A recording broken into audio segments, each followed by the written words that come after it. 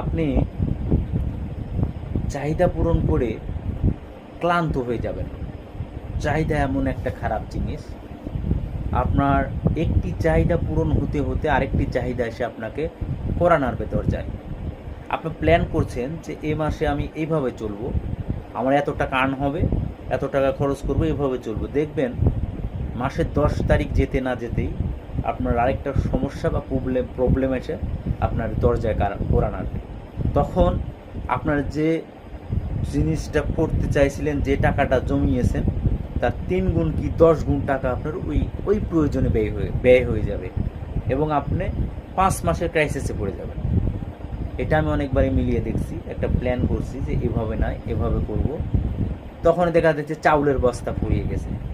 তখন আপনার ওই টাকা দিয়ে চাউল, বা বড় একটা অসুখ হয়েছে, বা বড় একটা দেখা যাচ্ছে যে কাজের অন্য একটা কাজের ইস্যু আসছে, বা আপনার বাড়িওয়ালার কোনো কিছু ইম্পর্টেন্ট প্রয়োজন আছে, বা কোনো বাচ্চার স্কুলের একটা বড় অ্যামাউন্ট দিতে হবে। আসলে এগুলো চিন্তা করতে গেলে দেখা যায় আসলে আপনি যেভাবেই করবেন, যেভাবেই প্ল্যান করেন, হ্যাঁ, এই প্ল্যান ভেস্তে দেওয়ার জন্য একটা না কোনো একটা ইস্যু বের হবে। তো এভাবেই চলা উচিত যে আমি আজকে যেটা করলাম, কালকে কি পাবো। আজকে আমার বাড়িতে 2 কেজি চাল আছে, কালকে আল্লাহ ব্যবস্থা করবে। এভাবে আমাদের চলতে অভ্যস্ত করতে হবে, কারণ আমি দেখছি যে এভাবে আপনার দিনদারমুখী হতে হবে।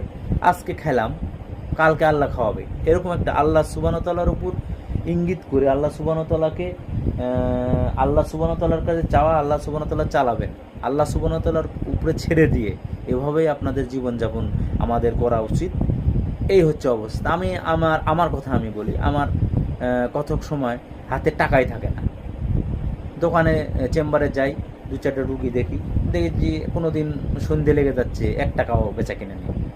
আবার দেখা যাচ্ছে দোকানে বসতেই বেচা কিনা। তো আসলে রুজি রিজিক এগুলো সুবহানাহু ওয়া তাআলার, আল্লাহ সুবহানাহু ওয়া তাআলার উপর থেকে আসবে। এগুলো হতাশার কিছু নাই, প্ল্যানের কিছু নাই, ঠিক আছে? এমনিতে প্ল্যান হয়ে যাবে। আপনার যখন আর্ন হবে, আল্লাহ সুবহানাহু ওয়া তাআলা আপনাকে অধর সয় সম্পত্তি দেবেন, তখন আপনার এমনি প্ল্যান হয়ে যাবে। ইনকাম যখন বাড়বে তখন এমনি প্ল্যানিং হয়ে যাবে। তো অত জোরদার করে প্ল্যান করার কোনো দরকার নেই। আপনারা কি করবেন, আল্লাহ সুবহানাহু ওয়া তাআলার উপর ছেড়ে দিন এবং নিজের সৎ এবং একনিষ্ঠ থাকার চেষ্টা করুন। ইনশাআল্লাহ আপনার সব মনের আশা পূরণ হয়ে যাবে। আসসালামু আলাইকুম ওয়া রাহমাতুল্লাহ।